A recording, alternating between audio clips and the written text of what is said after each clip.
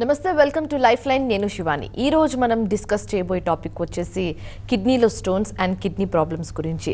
So వీటన్నిటికి సంబంధించి cautions, precautions, treatment and symptoms ఏ విధంగా ఉంటుందో వివరించడానికి ప్రస్తుతం మనతో పాటు స్టూడియోలో ఉన్నారు doctor Aruna from homeo care international hospital.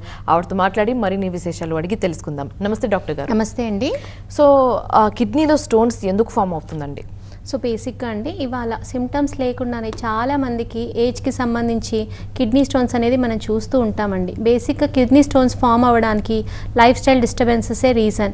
Water ప్రాపర్గా తీసుకోకపోవడం, ఓరల్ ఫ్లూయిడ్స్ ఎక్కువగా తీసుకోకపోవడం, దాంతోపాటు మన శరీరంలో ఫ్రీ కాల్షియం అని బోన్స్కి సంబంధించిన కాల్షియం రెండు రకాలుగా ఉంటుంది. ఈ ఫ్రీ కాల్షియం దీంతో పాటు లైఫ్ స్టైల్ డిస్టర్బెన్స్ ఉన్న వారికి, డైజెస్టివ్ డిజార్డర్స్ ఉన్న వారికి ఈ కాల్షియం అనేది క్రిస్టల్స్ లాగా ఫామ్ అవ్వడం, ఫాస్ఫేట్స్తో కలవడం, ఆక్సలేట్స్తో కలవడం, సిస్టోన్స్తో కలవడం, ఇలా కలవడం వల్ల కిడ్నీలో స్టోన్స్ ఫామ్ అయ్యే అవకాశం ఉంటుందండి. సో బేసిక్గా కిడ్నీ స్టోన్స్ అనేది ఏజ్కి సంబంధం లేకుండా ఈ మధ్య కాలంలో టీనేజ్ దగ్గర నుంచి మిడిల్ ఏజ్ వాళ్ళ వరకు చూస్తున్నాం. వెయిట్ ఎక్కువగా ఉండడం, బయట ఫుడ్ తీసుకోవడం, జంక్ ఫుడ్స్ ఎక్కువగా తీసుకోవడం, లైఫ్ స్టైల్, స్లీప్ ప్రాపర్గా లేకపోవడం, ఫుడ్ మేనేజ్మెంట్ లేకపోవడం, ఇతర రీజన్స్ వల్ల కూడా కిడ్నీ స్టోన్స్ అనేది ఎక్కువగా చూస్తున్నాం. సో కిడ్నీ స్టోన్స్ అనేది ఏజ్కి సంబంధించింది కాదు. 15 ఇయర్స్ నుంచి 40, 50 ఇలాంటి ఏజ్ వారి వరకైనా ఎవరికైనా మనం చూడొచ్చు. సో బేసిక్గా ఏంటంటే సిమ్టమ్స్ లేకుండా కొందరికి స్టోన్స్ ఫామ్ అవుతుంటాయి, కొందరికి సిమ్టమ్స్ ఉండి ఫామ్ అవుతుంటాయి. క్రానిక్గా గ్యాస్ట్రిక్ కంప్లైంట్స్తో బాధపడే వారికి కూడా కిడ్నీ స్టోన్స్ ఫామ్ అయ్యే అవకాశం ఉంటుంది. చాలా మటుకు సెల్ఫ్ మెడికేషన్ తీసుకుంటున్నారు. ఫీవర్, కోల్డ్, కాఫ్ ఇలా వచ్చినప్పుడు యాంటీబయాటిక్స్ ఎక్కువగా వాడుతూ ఉంటారు. బాడీ పెయిన్స్ వచ్చినప్పుడు బేసిక్గా పెయిన్ కిల్లర్స్ అనేది ఎక్కువగా వాడుతూ ఉంటారు. ఇలా ఫ్రీక్వెంట్గా యూస్ చేయడం అనేది ప్రాబ్లమాటస్ అండి. యాంటీబయాటిక్స్ యూస్ చేయడం వల్ల, యాంటాసిడ్స్ యూస్ చేయడం వల్ల, యాంటీవైరల్ పెయిన్ కిల్లర్స్ ఇలా యూస్ చేయడం వల్ల, క్రానిక్గా ఉండడం వల్ల ఫ్యూచర్లో కిడ్నీ స్టోన్స్ అనేది ఫామ్ అవ్వచ్చు. ఫ్రీక్వెంట్గా యూరిన్ ఇన్ఫెక్షన్స్ వస్తూ ఉంటాయి. ఇలాంటి వారిలో కూడా ఫ్యూచర్లో కిడ్నీ స్టోన్స్ అనేది ఫామ్ అయ్యే అవకాశం ఉంటుంది. సో ఇందాక మీరు చెప్పినట్టుగా పర్సన్ టు పర్సన్ సిమ్టమ్స్ అనేది డిఫర్ అవుతూనే ఉంటుందనేసి. సో బేసిక్గా ఈ కిడ్నీలో ఒకవేళ స్టోన్స్ ఫామ్ అయితే సిమ్టమ్స్ ఏ విధంగా ఉంటుంది?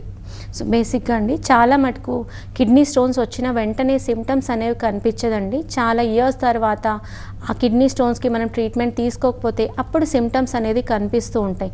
ఫ్రీక్వెంట్గా యూరిన్ ఇన్ఫెక్షన్, యూరిన్ వేడిగా రావడం, లేకపోతే యూరిన్ ఆగి రావడం, క్రానిక్గా కంటిన్యూగా రావడం, దాంతోపాటు పెయిన్, మంట ఇలాంటి సిమ్టమ్స్ కూడా కొందరిలో కనిపిస్తూ ఉంటుంది. కొందరిలో నడుం భాగం దగ్గర నుంచి గ్రాయిన్స్ వరకు పెయిన్ అనేది కంటిన్యూగా ఉంటుంది. కొందరికి లెఫ్ట్ సైడ్ పెయిన్ ఎక్కువగా ఉంటుంది, కొందరికి రైట్ సైడ్ పెయిన్ అనేది ఎక్కువగా ఉంటుంది. చాలా మటుకు నడుం నొప్పి, కిడ్నీకి సంబంధించిన నొప్పి ఒకలాగానే ఉంటుంది. కానీ మనం స్కాన్ చేయిస్తే తప్ప కిడ్నీ స్టోన్స్ ఉన్నాయా లేదా అని మనం తెలుసుకోవడం డిఫికల్ట్గా ఉంటుందండి. ఈ మధ్య కాలంలో మిడిల్ ఏజ్ పీపుల్ ఎక్కువగా 30, 35+ తర్వాత నడుం నొప్పితో చాలామంది బాధపడుతూ ఉంటాయి. ఇది ఆర్థరైటిస్ ఉన్న వారికి కూడా నొప్పి అనేది ఉంటుంది. కొందరు కిడ్నీ స్టోన్స్ ఉన్న వారిలో కూడా ఈ నొప్పి అనేది ఉంటుంది. ఆర్థరైటిస్ ఉన్న వారికి నొప్పి అనేది తీవ్రత, పని చేసినప్పుడు రెస్ట్ లేకపోవడం వల్ల ఇలా కంటిన్యూగా పెయిన్ అనేది ఉంటుంది. కానీ కిడ్నీ సంబంధించిన పెయిన్ అనేది లాగడం, డ్రాగింగ్ పెయిన్, కొందరికి తొడల దగ్గర వరకు పెయిన్ అనేది ఉంటుంది. వాటర్ తక్కువ తీసుకోవడం, వర్క్ ఎగ్జర్షన్ ఎక్కువ ఉండడం, కూర్చొని లేచినప్పుడు నిద్ర లేకపోవడం వల్ల పెయిన్ అనేది ఎక్కువగా ఉంటుంది. సో ఈ పెయిన్ ఆ పెయిన్ కొంచెం డిఫరెంట్గా ఉంటుందండి. సో యూరిన్ ఇన్ఫెక్షన్స్ ఫ్రీక్వెంట్గా రావడం, ఇలాంటి తదుపరి కండిషన్స్ ఉండడం వల్ల మనం స్కాన్ చేయించుకుంటే స్టోన్స్ ఉన్నాయా లేదా అని మనం నిర్ధారించుకోవచ్చు. సో స్టోన్స్ అనేది ఓన్లీ కిడ్నీలోనే ఫామ్ అవుతుందా, లేకపోతే యూరిన్ పైప్స్లో కానీ బ్లాడర్లో ఫామ్ అయ్యే ఛాన్సెస్ ఏమైనా ఉంటుందా? ఓకే అండి, చాలా మటుకండి కిడ్నీ స్టోన్స్ అనేది ఎక్కువగా చూసుకున్నట్లయితే బ్లాడర్లోనూ కిడ్నీస్లో ఫామ్ అయ్యే ఛాన్సెస్ ఉంటుందండి. 1 mm దగ్గర నుంచి 15 to 16 mm స్టోన్స్ వరకు ఫామ్ అయ్యే అవకాశం ఉంటుంది. చాలా మటుకు మనం చూస్తున్నాం కాల్షియం ఆక్సైడ్, సిస్టోన్ స్టోన్స్ అనేవి ఎక్కువగా ఫామ్ అవుతూ ఉంటుంది. సో చాలా మటుకు మనం చూసుకున్నట్లయితే కిడ్నీలో ఎక్కువగా ఫామ్ అవుతూ ఉంటుంది. 60 to 70% కిడ్నీలో ఫామ్ అవుతూ ఉంటుంది. ఇప్పటికి కూడా లైఫ్ స్టైల్ మేనేజ్ చేయకపోతే స్టోన్ పెరగడం వల్ల మనకు ఆ స్టోన్ బ్లాడర్ వరకు మూవ్ అయ్యే ఛాన్సెస్ ఉంటుంది. సో స్టోన్స్ అనేది రౌండ్ షేప్, సైజ్ డిఫరెంట్గా ఉండడం కూడా మనం చూస్తుంటాం. స్టోన్స్ అనేది obstructive stones, non obstructive stones అనేది కూడా చూస్తూ ఉంటాం. స్టోన్ మిల్లీమీటర్ దగ్గర నుంచి మిల్లీమీటర్ సైజ్ వరకు పెరిగే అవకాశం కూడా ఉంటుంది. సో 30 to 60% స్టోన్స్ కిడ్నీలో ఫామ్ అవుతూ ఉంటాయి. మనం ఎగిరినప్పుడు, దూకినప్పుడు, వర్క్ ఎగ్జర్షన్ ఉన్నప్పుడు స్టోన్ అనేది మూవ్ అవ్వడం జరుగుతూ ఉంటుందండి. సో అది పైప్ యూరేటస్ దగ్గర నుంచి బ్లాడర్ వరకు ఫామ్ అయ్యే అవకాశం ఉంటుంది. కొన్నిసార్లు బ్లాడర్ బ్లాక్ అయ్యే అవకాశం ఉంటుంది. సో ఆబ్స్ట్రక్టివ్ స్టోన్స్ అయితే ఖచ్చితంగా బ్లాడర్ బ్లాక్ అవ్వడం కూడా జరుగుతూ ఉంటుంది. సో ఇలాంటప్పుడు ఖచ్చితంగా సర్జరీ చేయించుకోవాల్సి ఉంటుంది. 30 to 60% స్టోన్స్ అనేది ఒక్కొక్కసారి పైప్లో కూడా ఫామ్ అవుతూ ఉంటుంది. పైప్స్ 1 సెంటీమీటర్ ఉంటుంది కాబట్టి మూవ్ అవ్వకపోవడం వల్ల కూడా డిఫికల్టీస్ చాలా మటుకు ఎంఆర్ఐలో కూడా ఈ స్టోన్స్ అనేది కొంతమంది కనిపించదు.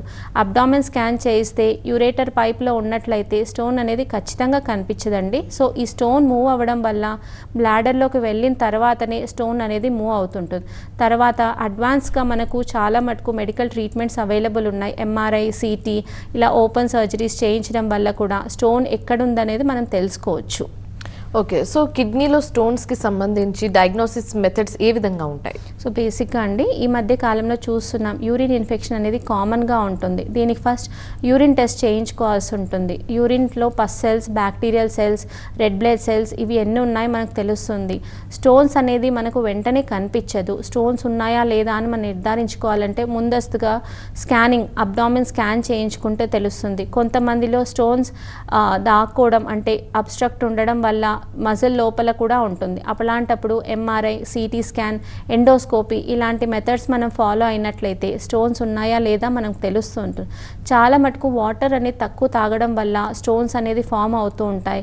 లైఫ్ స్టైల్ డిస్టర్బెన్సెస్ వల్ల స్టోన్ అనేది ఫామ్ అవుతూ ఉంటుంది. Stress levels, proper management, obesity, night sleep, night shift చేసేవాళ్ళు, క్రానిక్గా గ్యాస్ట్రిక్ కంప్లైంట్స్తో బాధపడే వారికి కూడా స్టోన్స్ అనేది ఫామ్ అవుతూ ఉంటుంది. ఎక్కువగా మనం చూసుకున్నట్లయితే థైరాయిడ్ ఉన్న వాళ్ళకు, షుగర్ ఉన్న వాళ్ళకు కూడా స్టోన్స్ అనేది ఫామ్ అవుతూ ఉంటుంది. యాంటీబయాటిక్స్, పెయిన్ కిల్లర్స్ ఎక్కువగా యూజ్ చేసే వారిలో కూడా కిడ్నీ సమస్యలతో పాటు ఫ్యూచర్లో కిడ్నీ స్టోన్స్ కూడా ఫామ్ అయ్యే అవకాశం ఉంటుంది. చాలా మటుకు మనం చూసుకున్నట్లయితే స్టోన్స్ అనేది వెంటనే సెంటీమీటర్ వరకు పెరగవు. మనం పట్టించుకోకపోవడం వల్ల 1 mm, 2 mm ఉన్న స్టోన్స్ 5 mm నుంచి 6 mmకి అలా స్లోగా పెరుగుతూ ఉంటుంది. ఇవి కొన్ని ఇయర్స్ పడుతుందండి స్టోన్స్ ఫామ్ అవ్వడానికి. అప్పటికి కూడా మనం ప్రాపర్గా మేనేజ్ చేసుకోలేకపోవడం వల్ల ఒకటేసారి మనం 1 సెంటీమీటర్, 2 సెంటీమీటర్ అంటే 12 mm, 13 mm స్టోన్స్ అలాంటివి చూస్తూ ఉంటాం. ఇవి కొన్ని మంత్లో అబ్స్ట్రక్షన్ ఉంటుంది. అంటే స్టోన్ సైజ్, స్టోన్ షేప్ అనేది డిఫరెంట్గా ఉండడం వల్ల లోపల మజిల్ రప్చర్ అవ్వడం, బ్లీడింగ్ అవ్వడం ఇలాంటివి కూడా చూస్తుంటాం. అలాంటప్పుడు డెఫినెట్గా లిథోట్రిప్సీ అంటే సర్జరీ చేయించుకోవడం వల్ల పెయిన్ అనేది తగ్గుతుంది. వాళ్ళకి ఫర్దర్ కాంప్లికేషన్స్ అనేది తగ్గుతూ ఉంటాయి. కొందరికి స్టోన్స్ అనేది రౌండ్గా ఉంటుంది, అబ్స్ట్రక్షన్ లేకుండా ఉంటుంది. ఇలాంటి వారికి సిమ్టమ్స్ లేకపోతే వాళ్ళు వెయిట్ చేయించండి కొంతకాలం.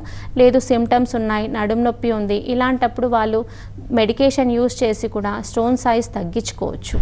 ఓకే, సో ఇందాక మీరు కాజెస్ చెప్పడం జరిగింది. సో అందులో యూరిన్ని అండ్ అలాగే స్టూల్ని ఎక్కువసేపు హోల్డ్ చేయడం వల్ల కూడా కిడ్నీ ఇన్ఫెక్షన్, కిడ్నీలో స్టోన్స్ వచ్చే ఛాన్సెస్ ఏమైనా ఉందంటారా? ఖచ్చితంగా అండి. చాలా మటుకు మనం ఈ కిడ్నీ సమస్యలు ఎక్కువగా సమ్మర్ సీజన్లో చూస్తూ ఉంటాం.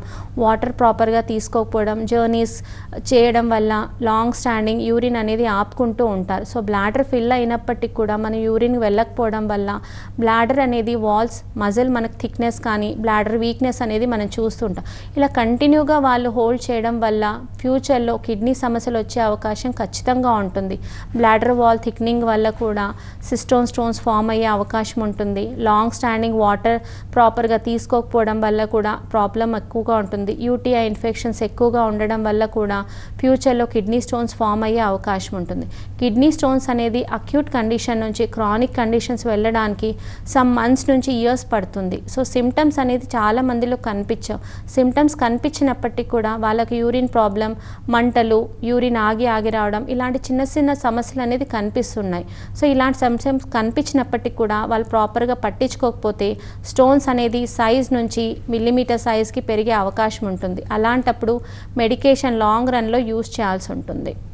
ట్రీట్మెంట్ ప్రాసెస్ ఏ విధంగా ఉంటుంది కిడ్నీ స్టోన్స్కి సో బేసిక్గా అండి కిడ్నీ స్టోన్స్ అనేది మిల్లీమీటర్ సైజ్లో ఉన్నప్పుడు మెడికేషన్ త్రూ స్టోన్స్ అనేది కరిగే అవకాశం ఉంటుంది. 1 సెంటీమీటర్స్ నుంచి 15 mm ఉన్నప్పుడు ఖచ్చితంగా లిథోట్రిప్సీ చేయించుకోవాల్సి ఉంటుందండి. సో లిథోట్రిప్సీ చేయించుకున్నాక కూడా స్టోన్స్ అనేది మళ్ళీ ఫామ్ అవుతూ ఉంటాయి. సో బేసిక్గా స్టోన్స్ అనేది బ్లాస్ట్ చేస్తూ ఉంటారు. స్టోన్ బ్లాస్ట్ చేశాక కొన్ని స్టోన్స్ అనేది యూరిన్లో పడిపోతూ ఉంటాయి.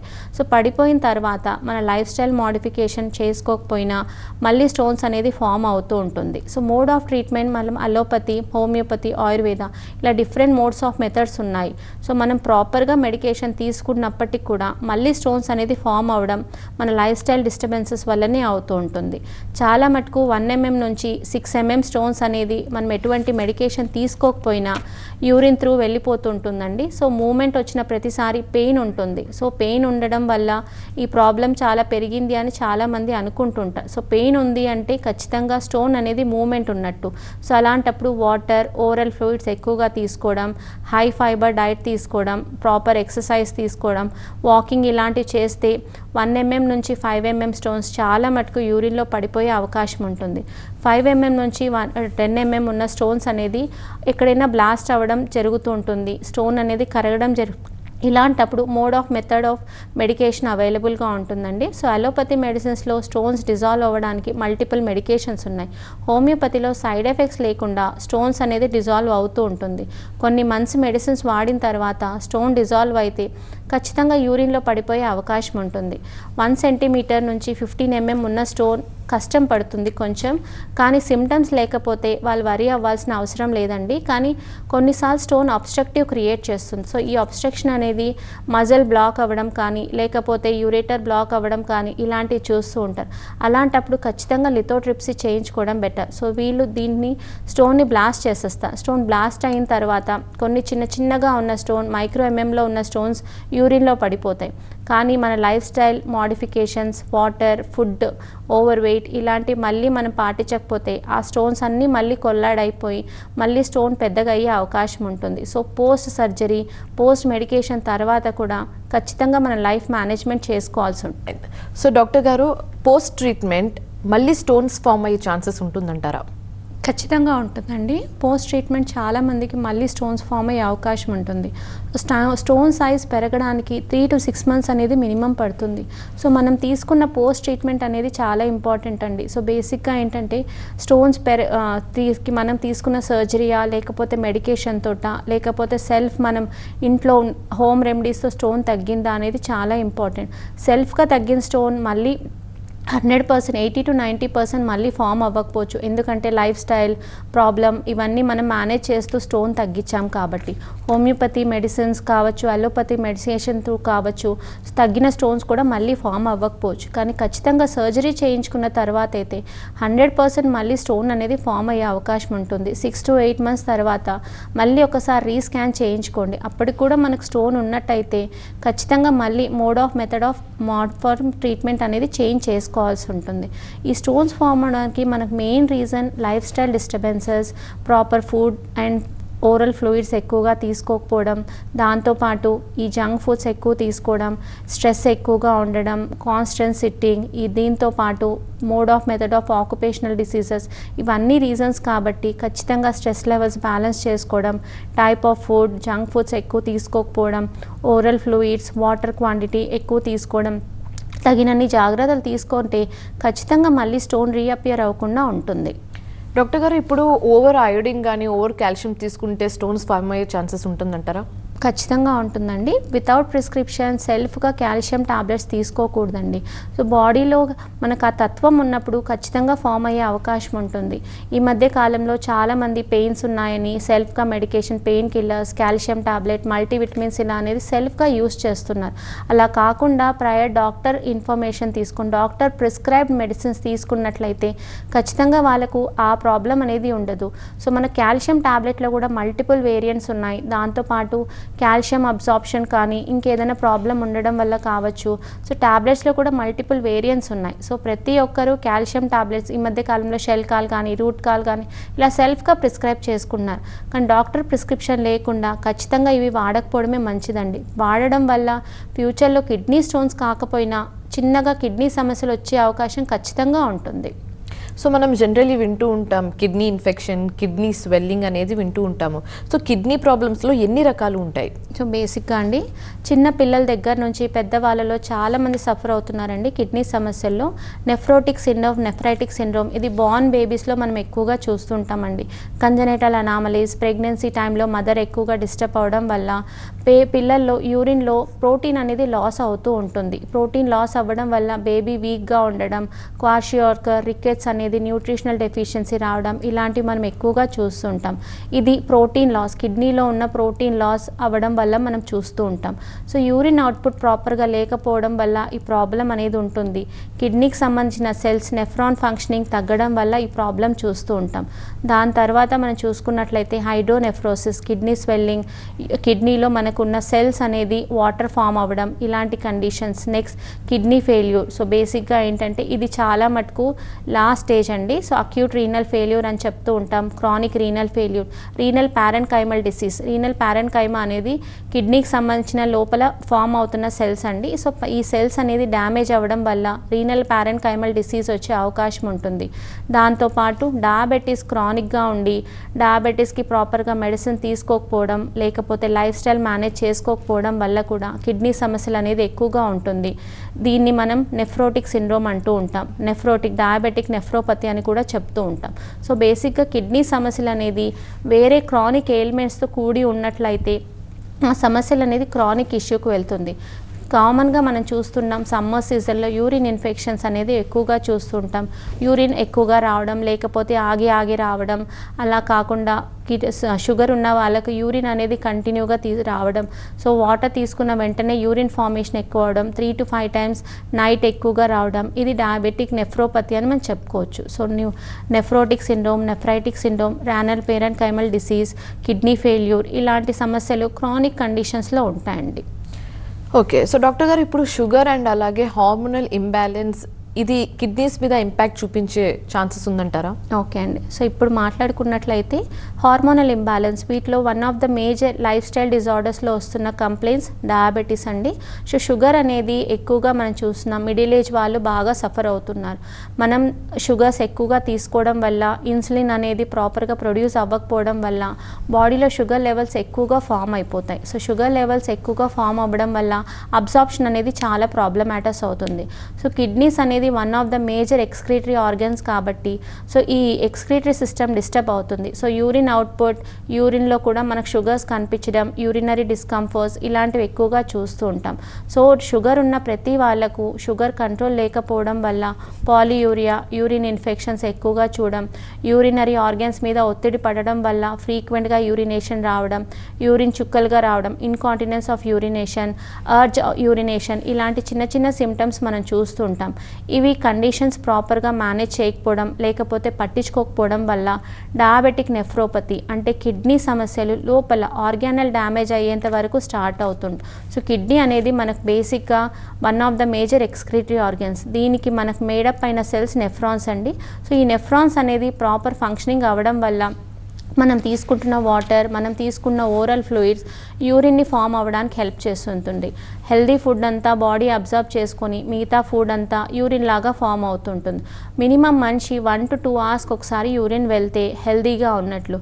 షుగర్ ఉన్న వాళ్ళకు చాలా మటుకు నైట్ టైమ్స్ యూరిన్ ఫ్రీక్వెన్సీ పెరుగుతూ ఉంటుంది. దీనికి మెయిన్ రీజన్ వాళ్ళ కిడ్నీ అబ్సార్ప్షన్ అనేది తగ్గడం. సో షుగర్ కంట్రోల్లో ఉంటే ఎటువంటి సిమ్టమ్స్ లేకపోతే ప్రాబ్లం లేదు. షుగర్ కంట్రోల్ లేకపోయినా వాళ్ళ HbA1c అబౌవ్ 6 to 8 ఉన్నా యూరినరీ అవుట్పుట్ తగ్గడం జరుగుతూ ఉంటుంది. చాలా మటుకు ప్రాపర్గా మెడిసిన్ తీసుకోకపోవడం, షుగర్స్ ఎక్కువగా తీసుకోవడం, గ్లూకోర్ కన్సంప్షన్ తీసుకోవడం, షుగర్ లెవెల్స్ని నెగ్లెక్ట్ చేయడం వల్ల డయాబెటిక్ నెఫ్రోపతి, న్యూరోపతి, రెటినోపతి ఇలాంటి సమస్యలు కూడా మనం చూస్తూ ఉంటాం. So one of the major మన ఆర్గాన్స్లో ఇంపార్టెంట్ అండి కిడ్నీస్, బ్లాడర్, యూరేటర్స్ ఇవి చాలా మటుకు దెబ్బతినే అవకాశం ఉంటుంది. పెయిన్ కిల్లర్స్ యూస్ చేయడం, యాంటాసిడ్స్ యూస్ చేయడం, యాంటీబయాటిక్స్ ఎక్కువ యూస్ చేయడం వల్ల కూడా లోపల సెల్స్ అనేవి స్లోగా డిస్టర్బ్ అయ్యే ఛాన్సెస్ ఉంటాయి. డిస్టర్బ్ అయినప్పుడు మనం మెయింటైన్ చేసుకోకపోవడం వల్ల డ్యామేజ్ అనేది మనం ఎక్కువగా చూస్తుంటాం. ఇవి కొంతకాలం పడుతుంది. సో వెంటనే కిడ్నీ సమస్యలు అనేది బయటపడవండి. సో 20sలో సమస్యలు పట్టించుకోకపోవడం వల్ల చాలామందికి 40sలో ప్రాబ్లం వస్తూ ఉంటుంది. సో ఇలా 40sకి మనం రాకుండా ఉండాలంటే 20s నుంచి 40s వరకు కిడ్నీస్కి సంబంధించిన ప్రతి ఒక్కటి ఖచ్చితంగా ప్రొటెక్ట్ చేసుకోవాల్సి ఉంటుంది. ఓకే డాక్టర్ గారు, సో ఇప్పుడు కిడ్నీలో స్టోన్స్ ఉన్న పేషెంట్స్ కానీ అండ్ అలాగే కిడ్నీ ప్రాబ్లమ్స్ ఉన్న పేషెంట్స్ కానీ ఎలాంటి ఫుడ్ హ్యాబిట్స్ని ఫాలో అవుతే బెస్ట్ అని చెప్తారు?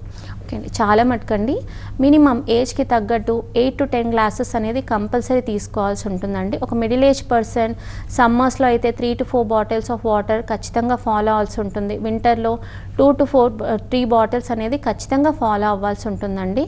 సో ఈ వాటర్తో పాటు హెల్తీ డైట్, దాంతోపాటు ఓరల్ ఫ్లూయిడ్స్ ఎక్కువగా తీసుకోవడం, హోమ్ రెమెడీస్ యూస్ చేయడం ఇలాంటి చాలా అవసరం. మనం కిడ్నీ స్టోన్స్ ఉన్న వాళ్ళైతే ఖచ్చితంగా పాలక్ అండ్ టొమాటోస్ అవాయిడ్ చేయడం మంచిది. దాంతోపాటు హెవీ పులుపు తీసుకోకపోవడం మంచిది. ఒకవేళ వాళ్ళు చాలా ఓవర్ వెయిట్గా ఉన్నట్లయితే నాన్ వెజ్ అవాయిడ్ చేయడం మంచిది. సిట్రస్ ఫుడ్స్ ఎక్కువగా తీసుకోవడం వల్ల కూడా చాలా యూజ్ అనేది ఎక్కువగా ఉంటుంది. డీటాక్సిఫైయింగ్ లిక్విడ్స్, లీఫీ వెజిటబుల్స్లో కొన్ని తీసుకోవడం, దాంతోపాటు రా వెజిటబుల్స్, ఫ్రూట్స్ కన్జ్యూమ్ చేయడం ఇలాంటి చాలా మంచిదండి. సో కిడ్నీ స్టోన్స్తో పాటు వేరే క్రానిక్ ఎయిల్మెంట్స్ లైక్ షుగర్ ఉన్నట్లయితే షుగర్ అవాయిడ్ చేయడం మంచిది. సర్టన్ ఫ్రూట్స్ అవాయిడ్ చేయడం మంచిది. చాలామందికి షుగర్స్తో పాటు బీపీ, కొలెస్ట్రాల్ ఇలాంటివి కూడా ఉంటాయి. వీళ్ళకి కూడా కిడ్నీ స్టోన్స్ వచ్చే అవకాశం ఉంటుంది. కాబట్టి వాళ్ళకి డాక్టర్ సజెస్ట్ చేసిన డైట్తో పాటు ఖచ్చితంగా proper sleep, life style, stress balance చేసుకున్నట్లయితే కిడ్నీ స్టోన్స్ ఉన్నవారికి తగ్గడంతో పాటు స్టోన్ ఎటువంటి డిస్కంఫర్ట్ క్రియేట్ చేయకుండా ఉంటుంది. సో కిడ్నీలో స్టోన్స్ గురించి అండ్ అలాగే కిడ్నీ ప్రాబ్లమ్స్ గురించి వివరించినందుకు thank you so much doctor గారు. సో ఇది ఇవాల్టి లైఫ్ లైన్. చూస్తూనే ఉండండి TV9.